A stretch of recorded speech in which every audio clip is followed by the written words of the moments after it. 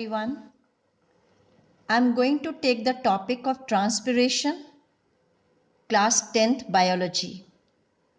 As we all know, plants absorb large quantities of water as well as mineral salts from the soil with the help of their roots. Their water is conducted in the upward direction up to the tips of stem, branches and leaves by a process called ascent of sap. From the absorbed water, only 1 to 2% is utilized by the plants for the purpose of photosynthesis and other processes. The remaining 98 to 99% water is lost by the plants by a process called transpiration through the exposed parts of the plants. Major part of water is lost by this process of transpiration from the leaves which have large surface area. This process of transpiration is very useful for plants for two reasons. It enables the roots to absorb water and minerals, nutrients, and produces a great suction force, that is pulling force in the stem to uplift the water from the roots. Second reason, it gives the cooling effect to the plants in hot weather because the water which is absorbed is lost by evaporation as water vapor, and this water changing into water vapor will be utilizing the heat energy of the plant cells and change of state will take place. This will result in the fall in the temperature of the plant body, resulting in their cooling effect. Now we'll come to the definition of transpiration. Transpiration is the loss of water in the form of water vapors from the aerial parts of the plant. Now, this definition is important, children, and there are two keywords: water vapor and aerial parts. You are not going to miss these two words.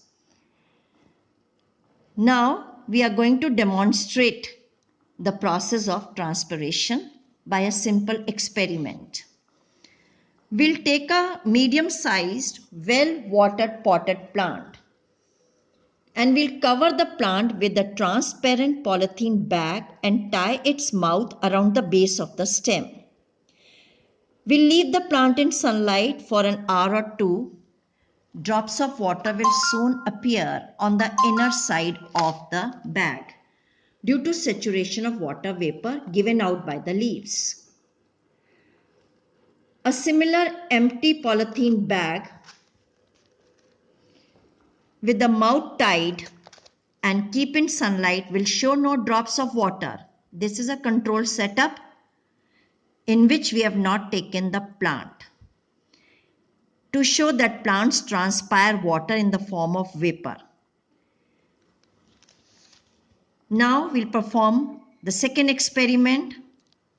We'll arrange three setups. Setup A as shown in the figure, setup B and setup C. In setup A, we'll again take a well-watered potted plant and preferably the plant with broad leaves. We'll enclose the pot completely within a polythene bag and tie the mouth of the bag firmly around the base of the stem. This would prevent the escape of water from the pot.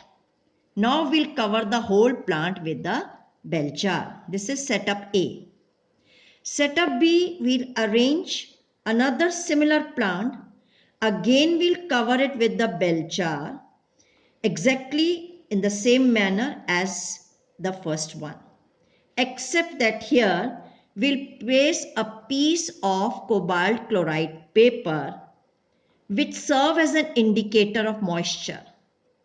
This cobalt chloride paper is blue in color when dry and turns pink color when exposed to moisture. Then we'll take a setup 3. We'll take the third bell jar with no plant in it but still containing a similar blue cobalt chloride paper.